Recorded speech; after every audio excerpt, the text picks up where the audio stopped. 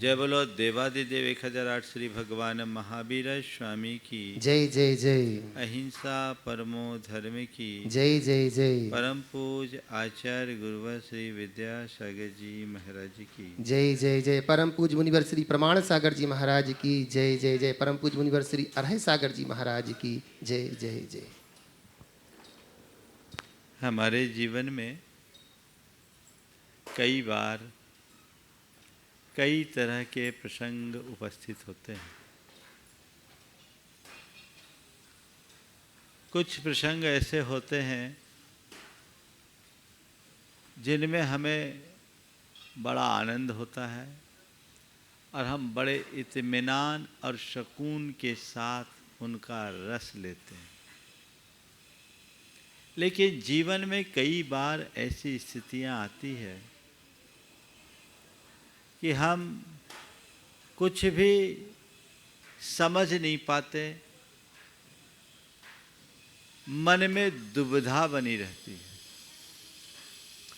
और दुविधापूर्ण स्थिति में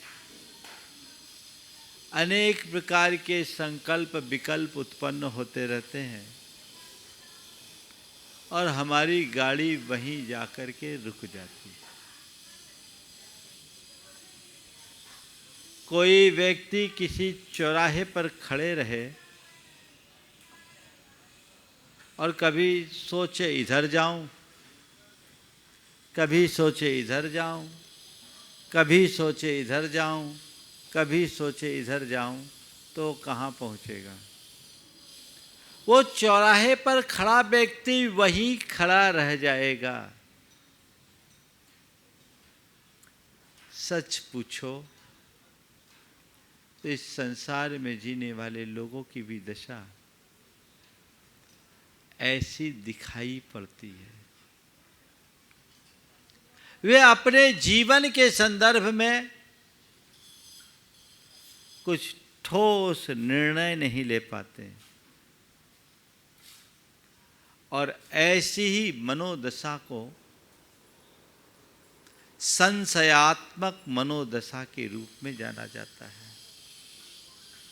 आज बात स की है।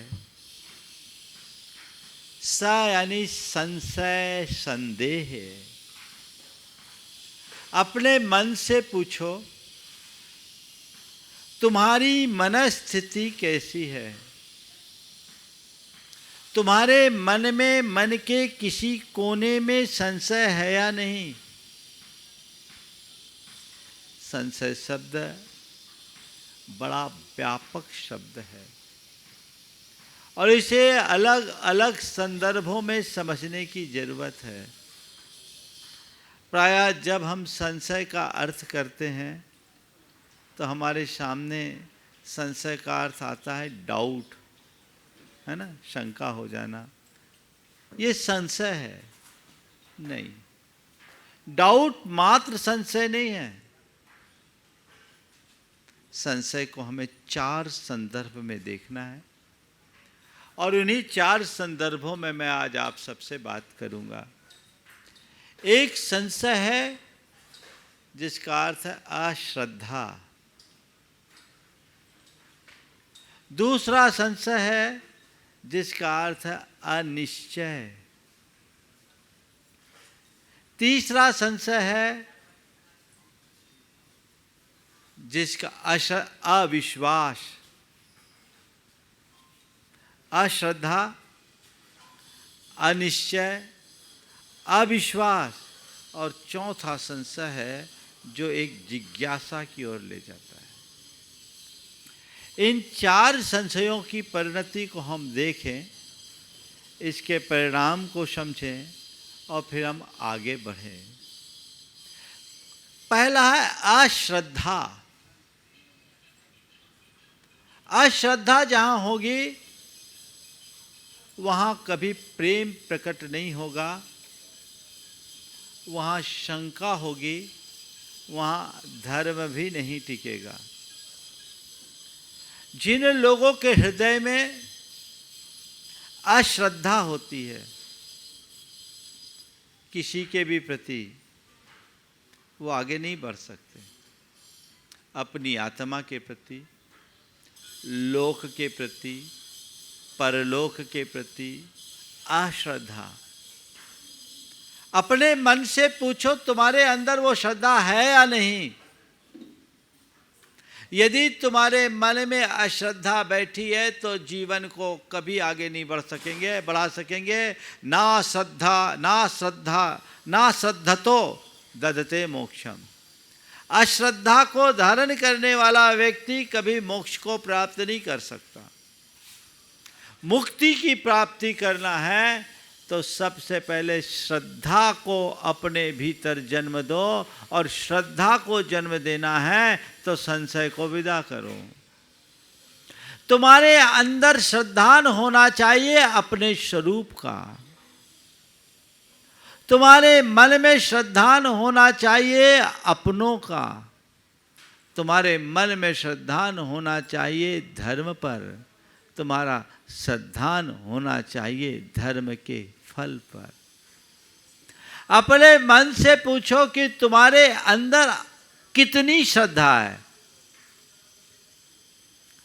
जिसके मन में श्रद्धा है, मन में शंका नहीं, और जिसके मन में शंका है उसके हृदय में श्रद्धा नहीं। जिनके अंदर ऐसी अश्रद्धा होती है, ऐसा संशय होता है, अरे पता नहीं आत्मा अनात्मा की बातें करते हैं, मोक्ष की बातें करते हैं, कर्म की बातें करते हैं, पुनर्जन्म की बातें लोग करते हैं, है भी कि नहीं। ये अश्रद्धा है।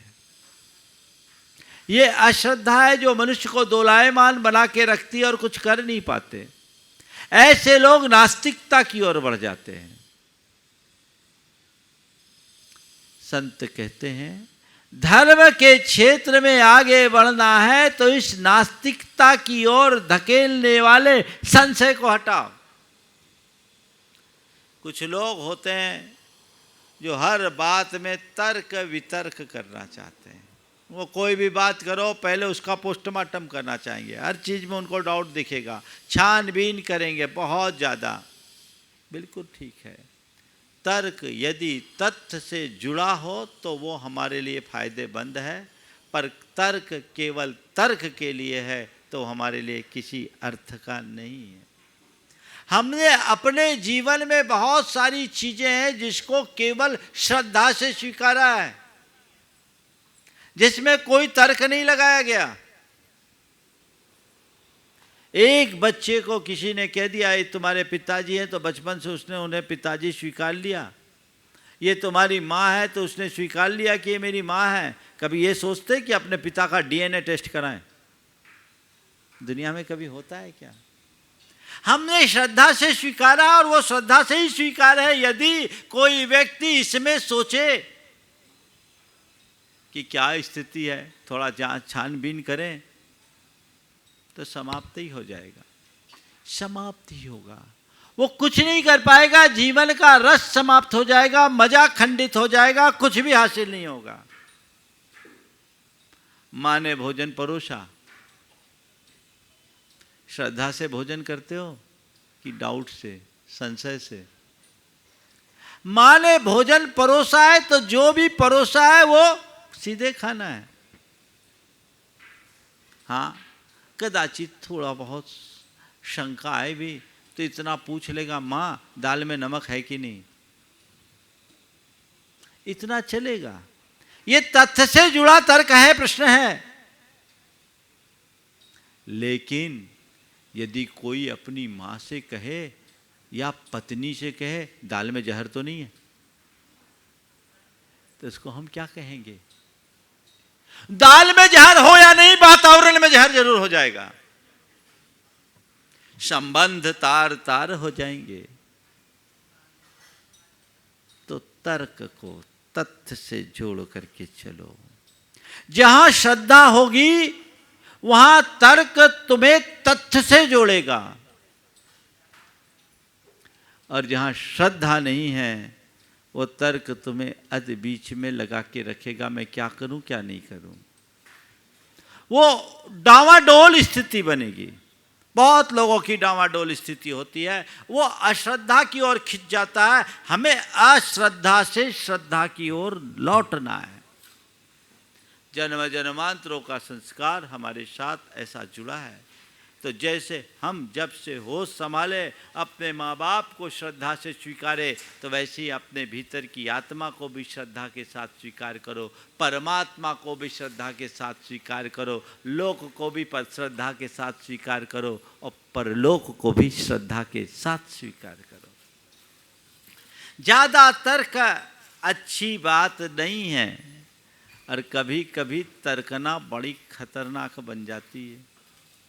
स्थिति भयंकर हो जाती, जो उहा पोह में ही रहते वो कुछ नहीं कर पाते। मालिक ने नौकर से कहा एक काम करो, मैं लौट कर आ रहा हूँ बाजार से, तब तक तुम मटर छील के रखना, छांट के रखना, बड़े बड़े मटर एक तरफ रखना, छोटे मटर एक तरफ। जब मालिक लौट कर आया, पूछा क्यों मटर छांट लिए? बोले नहीं हुजूर नहीं छांट पाए, वो तो जोखे थे। बोले क्यों? बोले आपने कहा था बड़े को एक तरफ रखना, छोटे को एक तरफ रखना, मैं उस उलझन में फंस गया कि बीच वाले को कहाँ रखूं। वहीं के वहीं रह गया, वो वहीं के वहीं रह गया। ये संशयात्मक स्थिति जिससे अश्रद्धा और अस्थिरता उत्पन्न होती है, अनिश्चय की दशा उत्पन्न होती है, अविश्वास प्रकट होता है, हमारे जीवन का पतन करते हैं। वहां अश्रद्धा नहीं होनी चाहिए। अंतरंग में श्रद्धा और सच्ची श्रद्धा हो, आगे बढ़ने की बात सोचो, तब आप कुछ कर पाओगे। मुझे चारों बातें करनी है। पहली बात अश्रद्धा की है, जो अंतरंग में नहीं होनी चाहिए। जैन साधना में सबसे ज़्यादा महत्व श्रद्धा को दिया है और इसी श्रद्धा का नाम सम्यक दर्शन है। निशंक वृत्ति, कोई संशय नहीं, चल पड़े तो चल पड़े। हाँ, एक चलने से पहले एक बार नजर उठाकर रास्ता देखना तो ठीक है, लेकिन चलने की जगह बस रास्ते पे ही नजर गड़ाना ठीक नहीं है। एक बार रास्ता देखो तो चल पड़ो, निकल पड़ो, फिर लौटने की कोई बात ही नहीं। असंशय भाव से, असंदेह के साथ, निश्चिंतता पूर्वक आगे बढ़ो, निशंक वृत्ति से आगे बढ़ो। यहां अश्रद्धा नहीं होनी चाहिए। लेकिन देखिए लोगों की मनोदशा कैसी। अच्छी बात पर मनुष्य को जल्दी श्रद्धा नहीं होती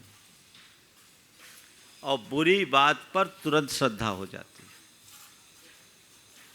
अच्छी बात पर जल्दी श्रद्धा नहीं होती, बुरी बात पर तुरंत श्रद्धा हो जाती। कुछ भी हुआ तुरंत, इसे बदलिए। बुरी बात के प्रति अश्रद्धा रखो तो ठीक, अच्छी बात पर कभी अश्रद्धा नहीं रखो।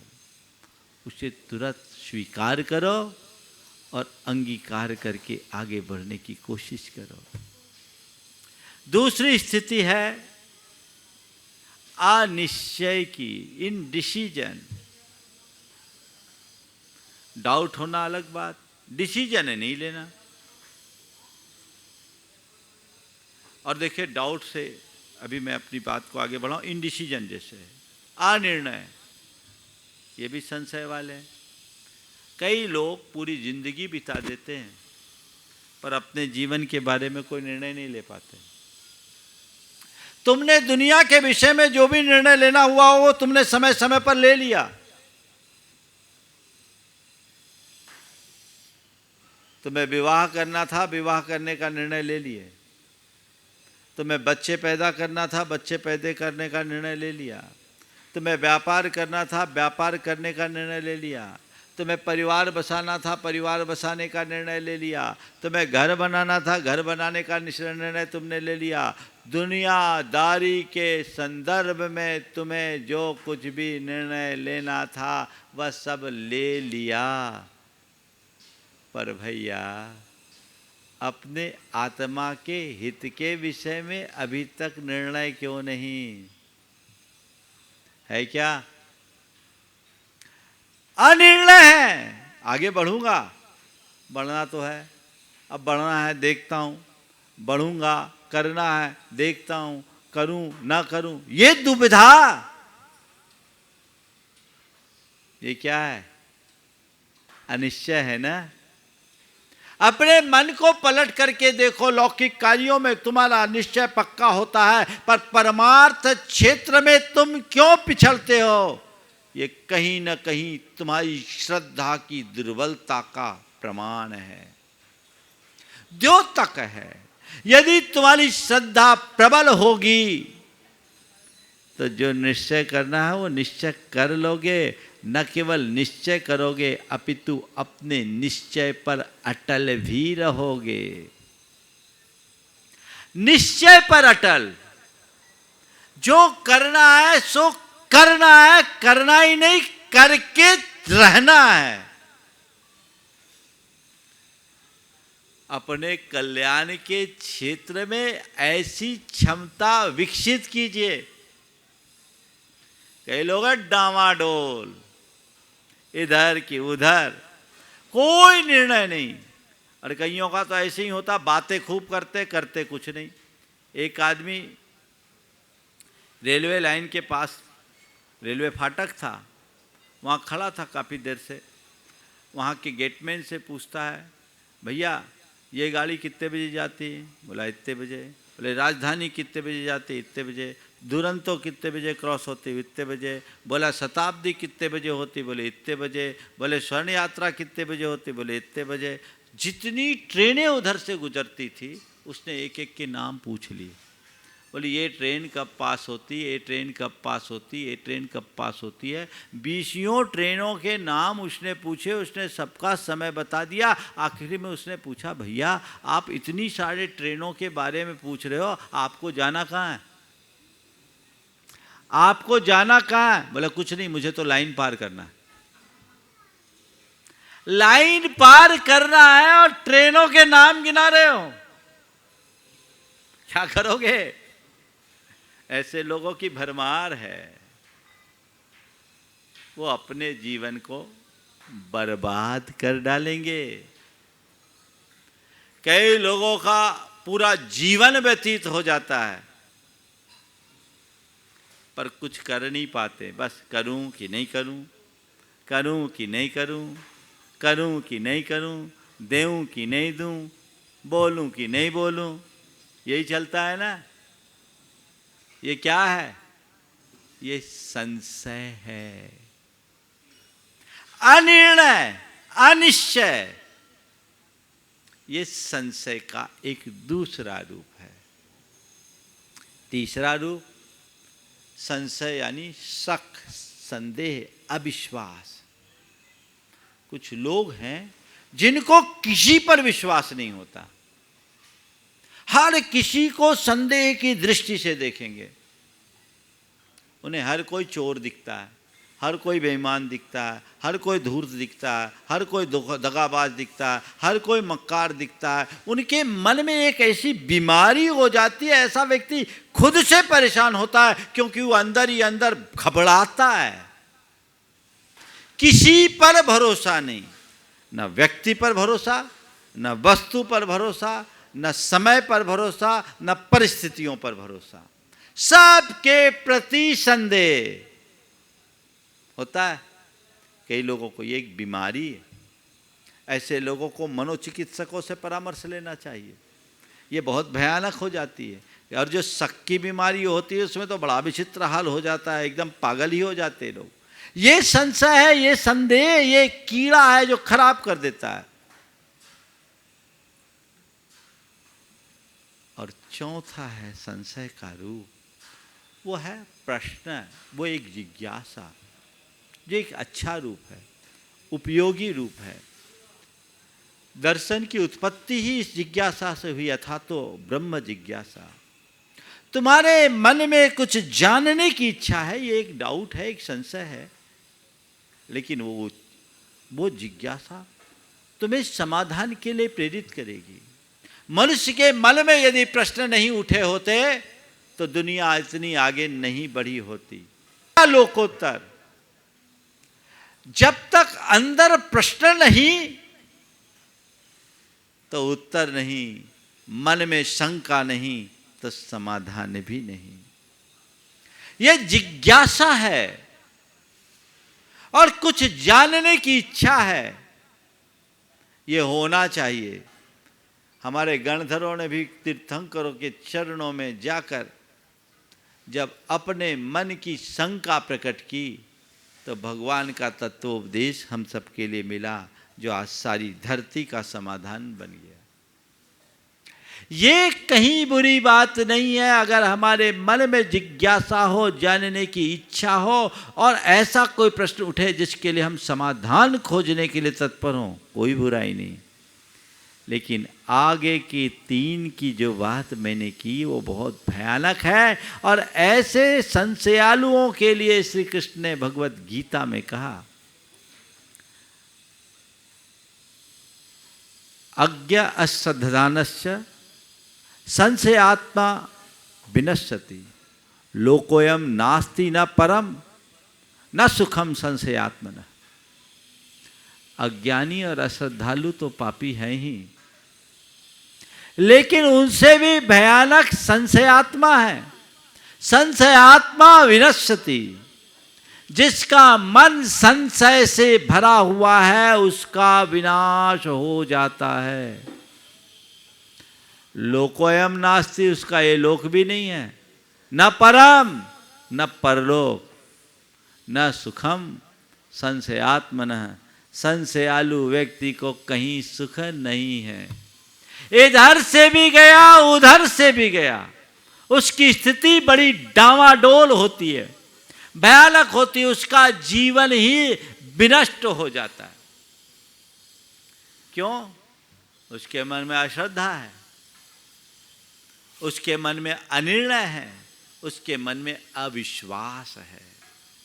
और ये 3 बुराई जिसके अंदर होगी वो अपने लोक पर लोक को कैसे बढ़ाएगा? उसकी आत्मा का ही विनाश है।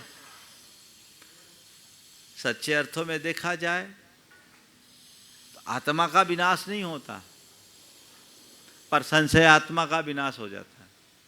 इसका मतलब क्या है? जिसके मन में संशय है वो संशय आत्मा है। आत्मा में कोई संशय नहीं, आत्मा तो परम शाश्वत तत्व है, आत्मा में संशय नहीं, मन में संशय। और ये मन में संशय मोह का परिणाम है। हम शास्त्र की भाषा में अगर कहें तो दर्शन मोहनी कर्म है। ये मोह है जो हमारे जीवन को बर्बाद कर डालता है। कैसे बर्बाद करता है? संशय आत्मा विनश्यति। 2 उदाहरण आपको दूंगा। आम का एक पेड़ था, बहुत सारे आम लगे थे। आम के मालिक ने आम तोड़ना शुरू किया, लेकिन एक आम छुप गया। वो नीचे आना पसंद नहीं किया। उसके साथियों ने भी कहा हम लोग चल रहे, तुम चलो। वो छिपाई रहा। पत्तों की झुरमुट में वो पका आम उसके मालिक की दृष्टि से भी बच गया। वो देख नहीं पाए और सारे आम चले गए, वो अकेला रहा। 1-2 बार साथियों को देखकर लगा कि मैं चलूं, पर कहा नहीं, यहीं ठीक हूं। फिर क्या था? वो आम वहीं चिपका रह गया। धीरे धीरे उसमें कुछ कीड़े पड़ गए, उसका रंग और स्वाद बिगड़ गया और देखते ही देखते वो आम पूरा सूख करके विनष्ट हो गया। उसमें कुछ भी सत्व नहीं बचा। काश वो आम अपना मोह त्याग कर समय पर अपने साथी आमों के साथ जुड़ जाता तो उसका इस रूप में विनाश नहीं होता। आम ने कभी कल्पना भी नहीं की होगी कि मेरा ऐसा विनाश होगा। तो भाइयों, मैं आप सबसे इतना ही कहना चाहता हूं, पकने के बाद आम सड़ता है, गांठ में बांध कर रख लो।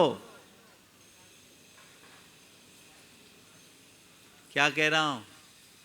पकने के बाद आम सड़ता है, इसलिए पकने के पहले अपना निर्णय पक्का कर लो। मोह में मत फंसो, फंसोगे तो संशयात्मा विनश्यति। संशयालु आत्मा का विनाश होता है, वो बच नहीं पाएगा। अपने आप को मोड़िए, अध्यात्म के रास्ते को अंगीकार कीजिए, नहीं तो कीड़े पड़ने हैं, जीवन बर्बाद होना है। न जाने तुमने अतीत में अपने कितने जीवन व्यर्थ कर दिए, ये जीवन भी व्यर्थ ना हो, ये जीवन बर्बाद ना हो। तो संशयात्मा विनश्यति न सुखम संशयात्मनः, इन उक्ति को गहराई से समझने की कोशिश करो और जीवन को सही रास्ते पर लगाने का प्रयास करो। दूसरी बात, समुद्र के तट पर एक युवक बहुत देर से इधर उधर घूम रहा था। वहीं उसे एक फकीर मिल गए, संत मिले। उन्होंने युवक से पूछा कि तुम इधर उधर क्यों परेशान हो रहे हो? बोले क्या करूं, मुझे सागर पार करना है, लेकिन यहां कोई नाव नहीं है, कोई जहाज नहीं, मैं कैसे पार हूं? संत ने उससे पूछा तुम पार होना चाहते? बोले हाँ, मैं पार होना चाहता हूं। बोले चिंता मत करो, मेरे पास एक तारक मंत्र है, मैं तुम्हें दे देता हूं, तुम श्रद्धांत सहित जाना, तुम पानी में नहीं डूबोगे, पार लग जाओगे, अच्छे से पार हो जाओगे। बड़ा खुश हुआ। संत ने एक कागज में एक मंत्र लिखा और उसके धोती के पल्लू में बांध दिया और कहा देख भाई, ये मंत्र मैंने तेरे को दे दिया है, अब तू जा, निष्फिकर हो जा, बिना किसी शंका के श्रद्धा के साथ, बिना किसी संशय के श्रद्धा के साथ तू समुद्र में आगे बढ़ जा। वो बढ़ गया, आगे बढ़ा तो समुद्र की छाती में नाचने लगा, जैसे धरती पर चलते वैसे चलने लगा, और नाचते नाचते नाचते नाचते वो बीच समुद्र में पहुंच गया। जब बीच समुद्र में पहुंचा तो उसके मन में आया, आखिर देखूं तो सही ये कौन सा मंत्र है जिसके सहारे मैं इस समुद्र में चल रहा हूं। कौन सा मंत्र उन्होंने दिया, देखूं तो सही कौन सा मंत्र है। अब क्या है, कौन सा मंत्र है? पल्लू खोला तो उसमें कागज था और कागज में लिखा था राम। क्या लिखा था? राम। अरे ये कोई मंत्र है, ये तो हमेशा जपते रहते राम राम राम राम, तो कोई भी बोलता राम, इसमें क्या रखा है? इस मंत्र से मैं तैर गया, इसमें क्या रखा है? जैसे ही उसके मन में ख्याल आया कि इसमें क्या रखा है, वहीं डूब गया। इसलिए कहते हैं संशयात्मा विनश्यति। हर जगह दिमाग लगाना ठीक बात नहीं है। मैं आपसे कहता हूं, दुनियादारी में दिमाग लगाना, पर धर्म क्षेत्र में और अपने परिवार के संचालन में दिमाग मत लगाना। यहां श्रद्धा रखना, वहां प्रेम। धर्म श्रद्धा से पलता है और परिवार प्रेम से फलता है। धर्म के क्षेत्र में आगे बढ़ना है तो अपनी श्रद्धा को प्रगाढ़ बनाओ और परिवार को टिका के रखना है तो प्रेम का विस्तार करो। संशय ऐसा कीड़ा है जो घुन की तरह श्रद्धा को भी और प्रेम को भी नष्ट कर देता है। उससे धर्म भी समाप्त होता है और घर भी विनष्ट होता है।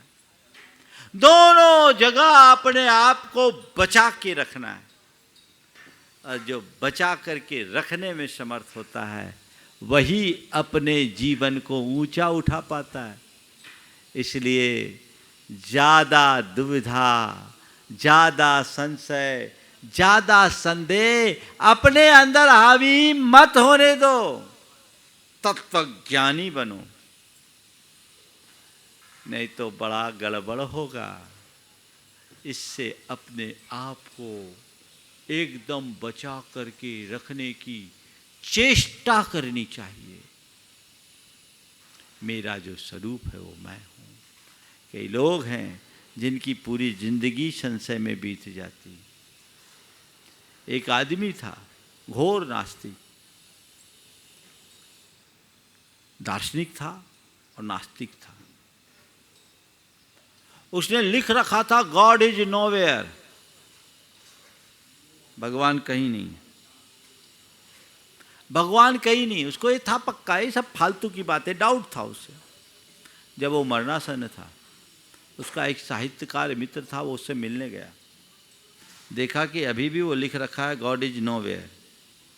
उसने उस प्लेट को देखा और बड़ी कुशलता से नोवेयर में वेयर के डब्लू को ओ के पास हटा दिया और कहा थोड़ा इधर देखो क्या लिखा है। लिखा मिला God is now here, God is now here. ये वाक्य पढ़ते ही उसके अंदर की आंखें खुल गई। उसने कहा कि तुमने तो मेरा बहुत बड़ा भ्रम तोड़ दिया। अभी तक मैंने दुनिया में भगवान को खोजा, मुझे कहीं नहीं दिखा। अब मैंने अपनी पक्की धारणा बना ली गॉड इज नाउ हेयर, लेकिन तुमने जो कहा गॉड इज नाउ हेयर, परमात्मा मेरे भीतर है, इस वाक्य ने मेरे अंदर अंतर्बोध जगा दिया। जिसे मैं बाहर खोज रहा था वो तो मेरे भीतर है। अभी तक मेरे मन में उस पर अविश्वास था क्योंकि संशय था।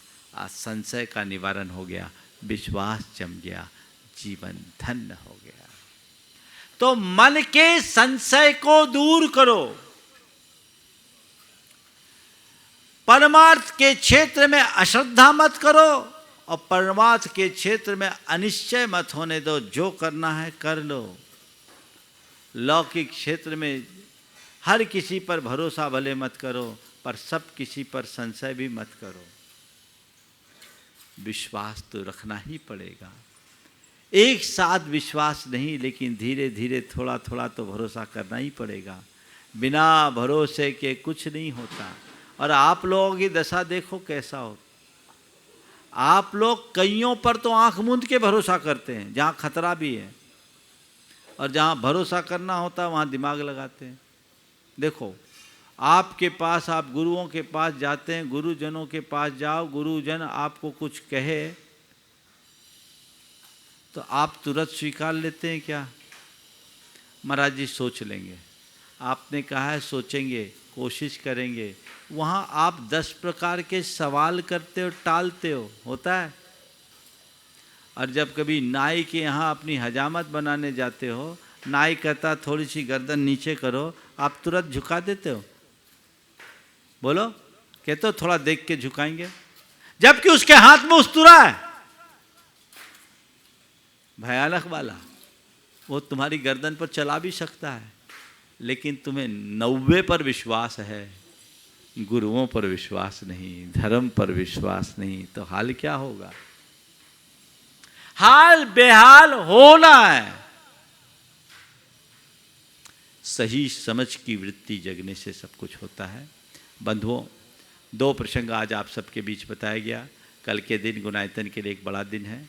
यहाँ पंचायतन शैली का मंदिर बन रहा है और उसके चारों कोने में बनने वाले 4 मंदिरों के शिखर में से 2 का शिखर अब आगे बढ़ने वाला है। 2 पर कल चाबी लगी जानी है। चाबी मंदिर का सबसे बड़ा केंद्र बिंदु होता है, जिसमें उसकी पूरी शक्तियाँ जुड़ती है, वो आप लोगों के हाथों से होगा। जो लोग भी इसमें लाभ लेने के का सौभाग्य पाएंगे, निश्चित वो उनके जीवन का एक बड़ा सौभाग्य होगा। मंदिर के ऊपर चाबी रखना कोई सामान्य बात नहीं है, वो यहाँ रखी जाएगी। और परसों 21 तारीख है अंतर्राष्ट्रीय योग दिवस। जैसा कल मैंने शंका समाधान में कहा था, बहुत लोगों की अच्छा है भावना योग की, तो अंतर्राष्ट्रीय योग दिवस में जब सब योग करते तो भावना योग क्यों न हो। इसलिए परसों भावना योग की बात है, और परसों ही नहीं 3 दिन तक लगातार जो लोग भावना योग का घर बैठे लाभ लेना चाहते हैं वो भावना योग ले। 3 दिन प्रवचन की जगह प्रातः 6 बजे से 7 बजे तक भावना योग होगा। आप स्वयं सुने, अपने सारे परिचितों और मित्रजनों को इसकी सूचना दें कि 3 दिन तक भावना योग होगा। इसका प्रसारण जिनवाणी चैनल के माध्यम से, प्रमाणिक ऐप के माध्यम से होगा।